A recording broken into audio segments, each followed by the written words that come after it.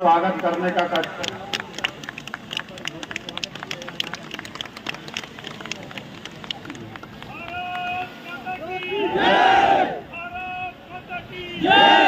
भारत माता की।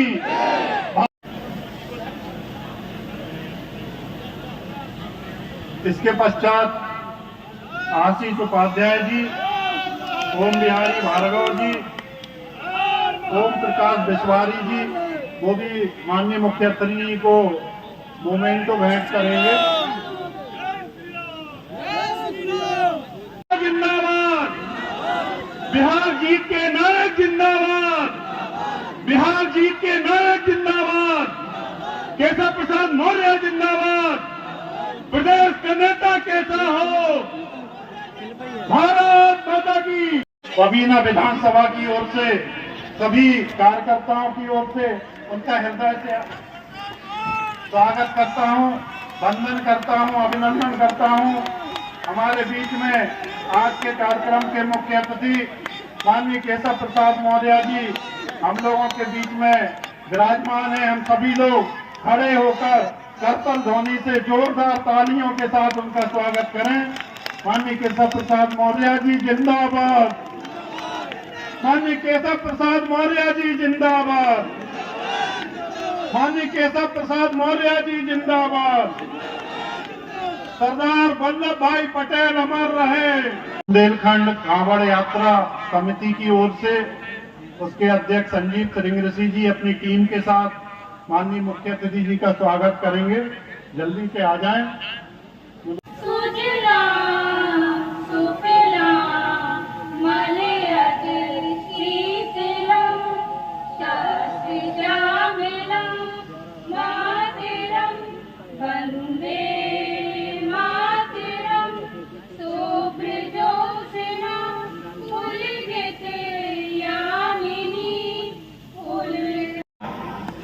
सरदार पटेल जी अगर नहीं होते तो मेरे साथियों आप सब जानते हैं क्या होता। अगर वो नहीं होते तो इसी भारत देश के अंदर 565 अलग देश बन गए होते और वहां अगर आपको जाना होता तो वीजा लेना पड़ता। लेकिन धन्य है सरदार पटेल जी जिन्होंने देश की 565 रियासतों को भारतीय गणराज्य का हिस्सा बना करके देश के अंदर अलग अलग पाकिस्तान बनने से बचा लिया और हमारे देश को उस गौरवशाली स्थान पर पहुंचाया जिसकी हमें जरूरत थी। आज उनको नमन करते हैं तो उस नमन के पीछे का एकमात्र उद्देश्य है मेरे भाई बहनों कि अगर हम उनको याद नहीं करेंगे तो शायद हम अपने पुरखों के साथ, पूर्वजों के साथ न्याय नहीं करेंगे। लेकिन एक बात और आप सबके साथ शेयर करना चाहता, आजकल कांग्रेस का एक नेता श्री राहुल गांधी लगातार जब चुनाव में हार जाते थे पहले ईवीएम को दोष देते थे, आजकल वो वोट चोरी करने की बात करते हैं। आज मैं ये बुंदेलखंड की धरती से, बबीना की धरती से इन वोट चोरों की पोल खोलना चाहता हूं। अरे वोट चोरी तो सरदार पटेल जी को 15 में से 14 वोट अंतरिम सरकार का प्रधानमंत्री बनाने के लिए मिला था, लेकिन तुमने वोट चोरी करके पंडित जवाहरलाल नेहरू जी को प्रधानमंत्री बना दिया। इसलिए इस देश के अंदर समस्याएं जो बची हुई है वह नेहरू जी के कारण बची हुई है। वोट चोरी तो आजादी स्वतंत्रता दिवस समारोह मनाने से पहले आपने शुरू किया। एक और वोट चोरी की पोल खोलना चाहता हूं कांग्रेसियों की। श्रीमती इंदिरा गांधी इसी उत्तर प्रदेश के रायबरेली से लोकसभा का चुनाव लड़ी थी। श्री राजनारायण जी उनके खिलाफ चुनाव लड़ रहे थे और वह चुनाव जीत गए। उनके चुनाव में जीतने के बाद भी श्रीमती इंदिरा गांधी को विजयी घोषित किया गया था और जब विजयी घोषित किया गया तो मामला हाई कोर्ट पहुंचा। हाई कोर्ट ने जब जांच किया तो श्री राजनारायण जी को विजयी माना और चुनाव रद्द कर दिया। और जब चुनाव रद्द कर दिया तो इस देश में इमरजेंसी लगाने का काम इन कांग्रेसियों ने किया था। मेरे भाई बहन, आप सबको सजग और सावधान रहना चाहिए। आज माननीय नरेंद्र मोदी जी के नेतृत्व में देश आगे बढ़ रहा है। गरीब के जीवन में खुशहाली आ रही है। नौजवानों के उज्जवल भविष्य का रोड मैप इस प्रकार से तैयार किया गया है कि आने वाले समय में भारत विश्व की सभी क्षेत्रों में महाशक्ति के रूप में उभरने जा रहा है। हमारी माताएं बहनें जो इतनी बड़ी संख्या में आई, माननीय प्रधानमंत्री जी ने कहा है कि हम इस देश की नारी शक्ति को सशक्त बनाने का काम करेंगे। इसलिए भारत की संसद में उन्होंने कानून बनाया, नारी शक्ति बंधन अधिनियम, और उस कानून के आधार पर अब देश की लोकसभा और विधानसभा में 33% आरक्षण महिलाओं को देने का फैसला किया गया है। माननीय प्रधानमंत्री जी चूंकि गरीब माँ बाप के बेटे हैं, जो गरीबी की दर्द को जानता है वही गरीबों का दर्द दूर कर सकता है। उन्होंने कहा हम देश के अंदर 3 करोड़ महिलाओं को लखपति दीदी बनाने का काम करेंगे। जनता दल का और कांग्रेस का हुआ है, उससे भी पूरा हश्र उत्तर प्रदेश में समाजवादी पार्टी और कांग्रेस पार्टी का होने वाला है। तीसरी बार प्रचंड बहुमत से हमारी सरकार बनने वाली है। मैं आप सब लोगों के सामने आज यहाँ पर ये कह करके जाऊंगा, मेरे भाई बहनों, ये 2025 तो हम लोग जीते हैं, 2026 में भी जहां चुनाव होंगे वहां भी हम लोग जीतेंगे, और 2027 में प्रचंड बहुमत से फिर एक बार उत्तर प्रदेश में भारतीय जनता पार्टी की सरकार बनाने का काम करेंगे। आप सब तैयार रहिए मजबूती के साथ। ये विरोधी जब इनके पास कोई मुद्दा नहीं होता है तो मुद्दा विहीन लोग फर्जी मुद्दे लेकर के आते हैं।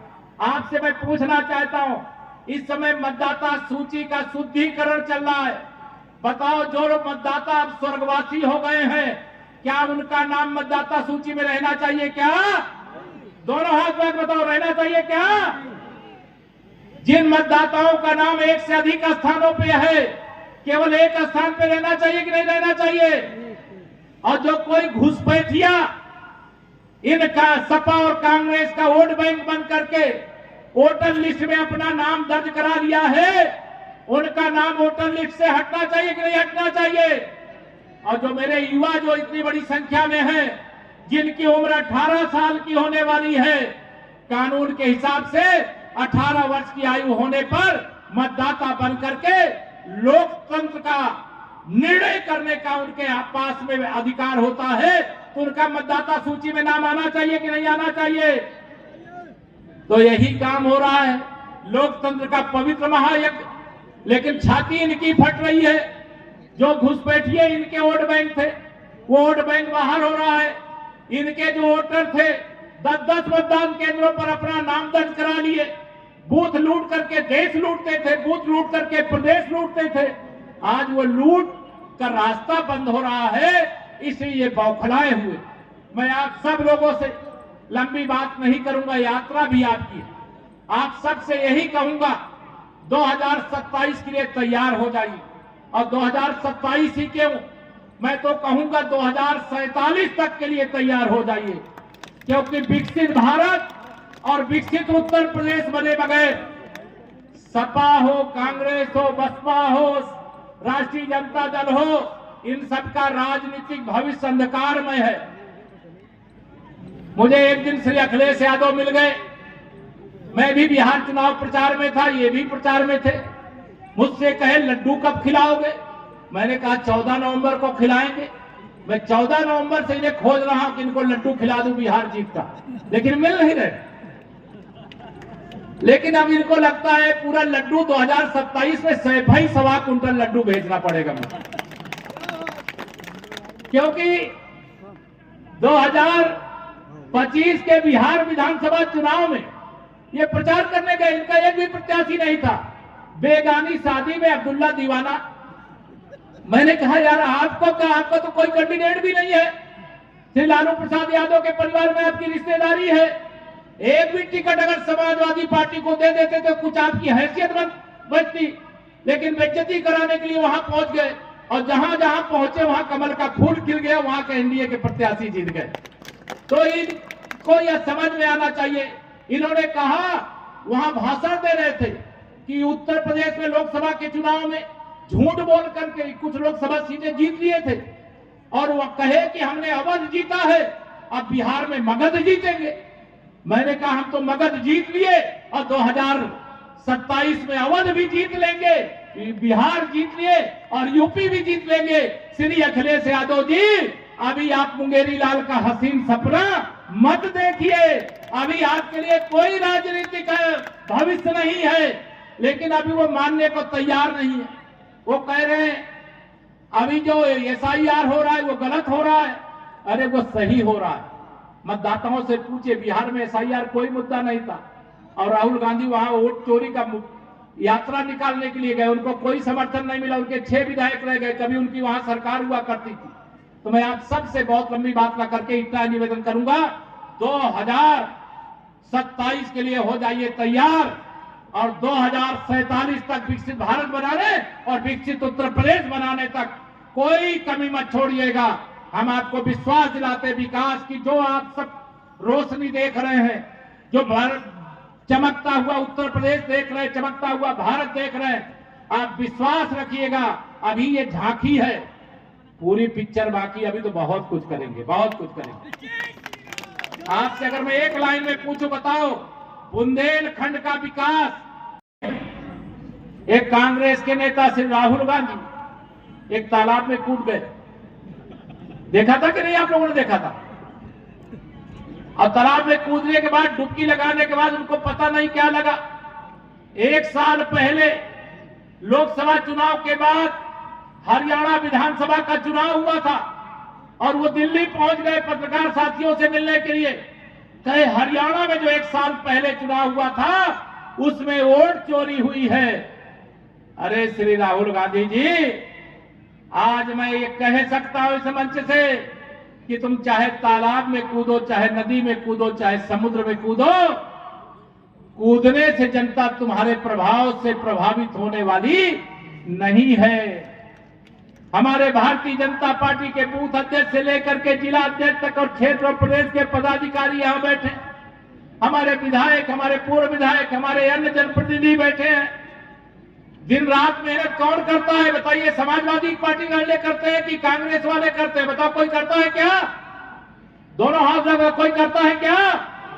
जनता की सेवा भारतीय जनता पार्टी की डबल इंजन सरकार करेगी। जनता के बीच में भारतीय जनता पार्टी का एक एक कार्यकर्ता दिन रात मेहनत करेगा। और ये सपा वाले और कांग्रेस वाले सोचते हैं कि चुनाव ये जीत जाए। क्या जीत जाएंगे? क्या जीतने दोगे क्या? नहीं। मैं आप सब लोगों से आज यहां निवेदन करना चाहता हूं मेरे भाई बहनों, ये भ्रष्टाचारी लोग हैं, इनका भ्रष्टाचार करने का काम माननीय प्रधानमंत्री मोदी जी ने रोक दिया है। इनका फार्मूला था, दिल्ली और लखनऊ से 1 रुपया भेजते थे, जिसके लिए भेजते तो उसके पास 15 पैसा पहुंचता था, 85 पैसा ये बेईमान खा जाते थे, दलाल इनके लूट लेते थे। लेकिन मोदी जी और योगी जी के नेतृत्व में जब से हमारी डबल इंजन की सरकार आई है, चाहे दिल्ली से भेजा जाए चाहे लखनऊ से भेजा जाए, जितना पैसा भेजा जाता है सीधे खाते में भेजा जाता है। इनकी चोरी बंद कर दिया, इसलिए ये बौखलाए हुए। हमारे प्रधानमंत्री जी ने कहा था, न खाऊंगा न खाने दूंगा, और जिसने भी खाया है उससे पाई पाई वसूल करके देश की और देश के गरीबों की भलाई में लगा दूंगा। इससे ये बौखलाए हुए। बताइए, इनको बौखलाना चाहिए कि नहीं बौखलाना चाहिए? मेरे सभी बड़े बुजुर्ग, मेरे सभी नौजवान दोस्त, मेरी समस्त माताओं बहनों, मेरे पत्रकार मित्रों, आप सबके सामने जब मैं यहाँ पर आया हूँ तो आप सब जानते हैं अभी बिहार में विधानसभा के चुनाव का रिजल्ट 14 नवंबर को आया है और 14 नवंबर के रिजल्ट में भारतीय जनता पार्टी का जो गठबंधन एनडीए है उसको ऐतिहासिक सफलता भारत के यशस्वी प्रधानमंत्री माननीय नरेंद्र मोदी जी के नेतृत्व में और बिहार के मुख्यमंत्री श्री नीतीश कुमार जी और वहां एनडीए के सभी नेताओं की अगुवाई में प्राप्त हुआ है। मैं इसके लिए आज झांसी की धरती से, बुंदेलखंड की धरती से सबको बधाई देता हूं, शुभकामना देता हूं। और आज ये मैं कह सकता हूं कि जिस प्रकार से 20 साल तक वहां हमारी सरकार थी और फिर से 5 साल के लिए चुनी गई है, उसी प्रकार से 2027 में 2017 की विजय को दोहराते हुए तीसरी बार भी उत्तर प्रदेश में प्रचंड बहुमत से आप सबके आशीर्वाद से भारतीय जनता पार्टी की सरकार बनेगी। आज जब यहां पर हम भारत रत्न लौह पुरुष सरदार वल्लभ भाई पटेल जी की 150वीं जयंती के अवसर पर आए हैं, तो आज के दिन उनको नमन करने के साथ हम जो राष्ट्रगीत हमारा है वंदे मातरम, उस वंदे मातरम के गायन की शुरुआत भी 150 साल पहले हुई थी। और उस 150 साल पहले जब वंदे मातरम का गान होता था तो केवल वंदे मातरम का गान नहीं, भारत माँ की वंदना नहीं, माँ सरस्वती की केवल वंदना नहीं, माँ काली की ही केवल वंदना नहीं, वह एक संकल्प था, एक महामंत्र था, जिस महामंत्र का जाप करते हुए जहां हमारे स्वतंत्रता संग्राम सेनानियों ने अंग्रेजों के खिलाफ लड़ाई लड़ी, फांसी के फंदे को चूमा और देश से जिस धरा पे बुंदेलखंड में है ये रानी लक्ष्मीबाई की धरा है, जहां पर मैं आया हूं, या मैथिली शरण गुप्त जी जिनकी रचनाएं आज अजर और अमर है, उनकी धरती है। मैं आज यहां से ये कह सकता हूं, जब 150 साल वंदे मातरम मंत्र का गायन की शुरुआत की, रचना की शुरुआत के हुए और उस मंत्र का जाप परिवार है, वो अमीर हो जाएंगे जी, उनका जीवन खुशहाल हो जाएगा। और ये राहुल गांधी जी हो, अखिलेश यादव हो, तेजस्वी यादव हो, चांदी का चम्मच लेकर के पैदा हुए और जाके पैर न फटी बेवाई, वह क्या जाने पीर पर आई, वो गरीब लोगों का दर्द नहीं जान सकता। माननीय मोदी जी के नेतृत्व में देश का दर्द जानते हैं, उसको दूर करने का उपाय कर रहे हैं।